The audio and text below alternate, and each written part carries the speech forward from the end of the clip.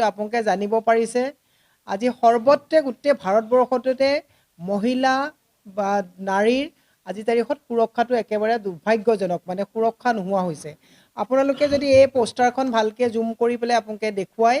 বিজেপিয়ে যিসকল ৰেপিষ্ট ধৰ্ষণকাৰীক তেওঁলোকে কয় বেটি বচাও বেটি পঢ়াওৰ কথা কয় কিন্তু মই আপোনালোকক এই যিকেইখন দেখুৱাইছোঁ গোটেইবিলাক হৈছে বিজেপিৰ একোজন বাঘা নেতা ব্ৰিজভূষণক আপোনালোকে ভালকৈ জানে তেওঁলোকে আজি মহিলা মল্লযোদ্ধাসকলে এইজন মানুহৰ অত্যাচাৰতে তেওঁলোকে আজি তাৰিখত কি অৱস্থা হ'ল আপোনালোকে নিজে ভালকৈ জানে মই দূৰলৈ নগৈ আপোনালোকক দুটা কথা ক'ব বিচাৰিছোঁ যে আজি তাৰিখত যদি আপোনালোকে NCRB ৰিপৰ্ট চায় যে গোটেই বিহাৰ ইউপিতকৈও নাৰী সুৰক্ষাৰ ক্ষেত্ৰত আজি তাৰিখত অসম একেবাৰে পিছ পৰি গৈছে প্ৰায় 2022 চনত 4,55,432টা কেছ ৰেজিষ্টাৰ হৈছে মানে ধৰ্ষণ ওমেন ট্ৰাফিকিং বা ঘৰুৱা হত্যা হিংসা এইবিলাক আৰু আজি তাৰিখত বিধানসভাত আপোনাৰ অত্যন্ত দুখজনক কথা যে বিধানসভাত আজি তাৰিখত উত্থাপন কৰিছে আমাৰ ৰিপৰ্ট নহয় যে যোৱাটো বছৰত এই 23 চনত 915 জন মানুহ আত্মহত্যা কৰিবলগীয়া অৱস্থা হৈছে মই মহিলা কংগ্ৰেছৰ সভানেত্ৰী হিচাপে দায়িত্ব সহকাৰে আপোনালোকক এই প্ৰেছৰ যোগেৰে অসমৰ ৰাইজলৈ এটা কথা ক'ব বিচাৰিছোঁ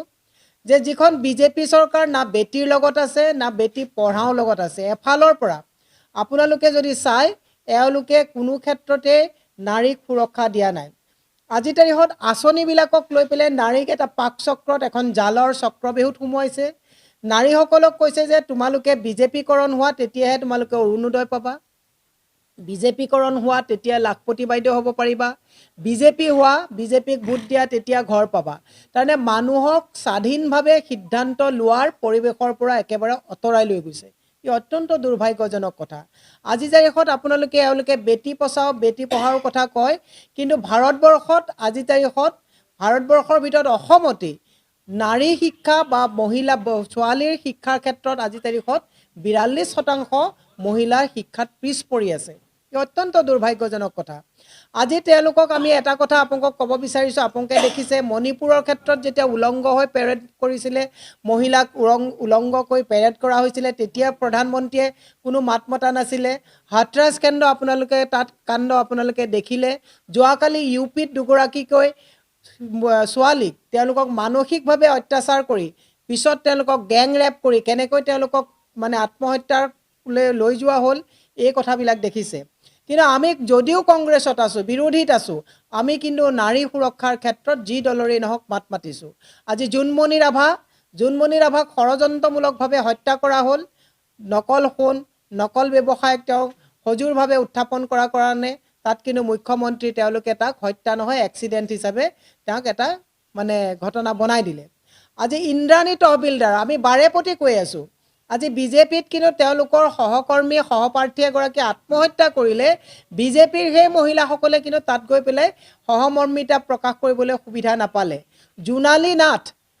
আপোনালোকৰ তেওঁক হত্যা কৰা হৈছিল তেতিয়াও কিমে আমি বিৰোধীত থাকি পেলাই আমি তেতিয়াও মাত মাতিছিলোঁ গতিকে নাৰী মানে অসুৰক্ষিত অৱস্থাত থকাৰ সময়ত আমি কোনো দল ৰাজনীতি নাচাওঁ সকলোৱে ঐক্যবদ্ধভাৱে মাতোঁ গতিকে আমি আপোনালোকৰ জৰিয়তে এটা কথা অসম চৰকাৰক জনাব বিচাৰিছোঁ NCRB ৰিপৰ্টত গোটেই ভাৰতবৰ্ষৰ ভিতৰত অসমত নাৰী সুৰক্ষাৰ ক্ষেত্ৰত তললৈ মানে পৰ্যবেক্ষিত হৈছে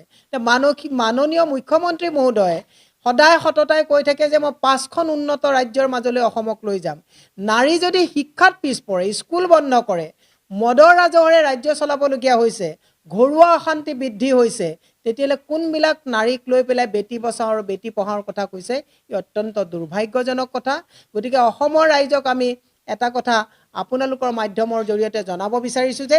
এইসকল যিসকল ব্যক্তি আছে এইসকল হৈছে বিজেপিয়ে ৰক্ষণাবেক্ষণ দি থকা একোজন বাঘা তেওঁলোকৰ নেতা আৰু যিসকল একোজন বলৎকাৰী আৰু তেওঁলোকক আজি পৰ্যন্ত কোনো ধৰণৰ মানে শাস্তি দিয়া নাই শেষত মই এটা কথা ক'ব বিচাৰিছোঁ তিনচুকীয়া বৰডুবি এগৰাকী নাবালিকাক তেওঁলোকৰ সুমেন্দ্ৰ ৰায় নামৰ এজন বিজেপিৰ নেতাই বলৎকাৰ কৰিলে আৰু মাতৃয়ে গৈ থানাত ন্যায় বিচাৰি নাপাই আত্মহত্যা কৰিবলগীয়া ঘটনা হ'ল মুখ্যমন্ত্ৰী মহোদয় ক'ব বিচাৰিছোঁ যে কোনটো বেটি বচাওৰ কথা কৈছে আৰু কোনখন ন্যায়ৰ কথা কৈছে। আৰু এই ন্যায়ৰ কাৰণে ৰাহুল গান্ধী ডাঙৰীয়াই আজি সুদীৰ্ঘ দিন ভাৰত জোৰো ন্যায় যাত্ৰা কৰি আছে যে আমাৰ ভাৰতৰ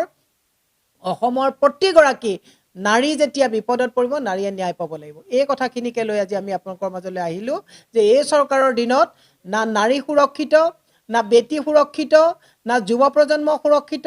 না ঠিকাদাৰসকল সুৰক্ষিত, না শিক্ষকসকল সুৰক্ষিত। আজি তাৰিখত অংগনবাড়ী যিসকল 1,18,000 অংগনবাড়ী সহায়িকাই আজি 2 মাহ ধৰি পেলাই তেওঁলোকে আন্দোলন কৰি আছে, চৰকাৰে তেওঁলোকৰ স্মাৰক পত্ৰখন লোৱা নাই। ৰান্ধনীসকলে যিসকল 3,500ত কাম কৰি আছে, পাৰিশ্ৰমিক বিচাৰি ৰান্ধনীসকল আজি তাৰিখত পদপথত আছে। আশা কৰ্মীসকল তেওঁলোক আজি তাৰিখত পদপথত প্ৰতিবাদত বহিবলগীয়া অৱস্থা হৈছে। বিকলাংগ যিসকল আছে সেই সকলো আজি তাৰিখত তেওঁলোকে প্ৰতিবাদত থাকিবলগীয়া হৈছে। শিক্ষক সমাজ প্ৰতিবাদত বহিবলগীয়া অৱস্থা হৈছে। গতিকে কোনখন সমাজৰ কথা হিমন্ত বিশ্ব শৰ্মাই কৈছে ই অত্যন্ত দুৰ্ভাগ্যজনক কথা। গতিকে আজি আমি এই সংবাদ মেলৰ জৰিয়তে আপোনালোকলৈ এই গোটেই কথাবিলাক অৱগত কৰিলোঁ। ধন্যবাদ।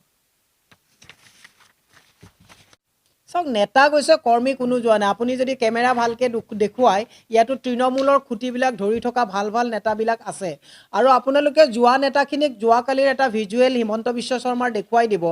যে ৰাণা গোস্বামী ডাঙৰীয়াই যেতিয়া বিজেপিৰ সভাপতি ভৱেশ কলিতাক গামোচা দিবলৈ যাওঁতে বাৰেপতি ৰাণা গোস্বামীক ভৱেশ কলিতাৰ ভৰিকেইখন দেখুৱাই দিয়া হৈছিলে যে ৰাণা গোস্বামীক ভৰিত ধৰি সেৱা কৰিবৰ কাৰণে মানে ইনষ্ট্ৰাকশ্যন দিয়া হৈছিলে। কিন্তু এনেকুৱা এটা দুৰ্ভাগ্যজনক অৱস্থালৈ গৈছে, যোৱাকালিৰ ফটোটো যদি ভালকৈ চাই কোনো আৰু দ্বিতীয়জন মানুহে সেইখন জালত ভৰি নিদিয়ে।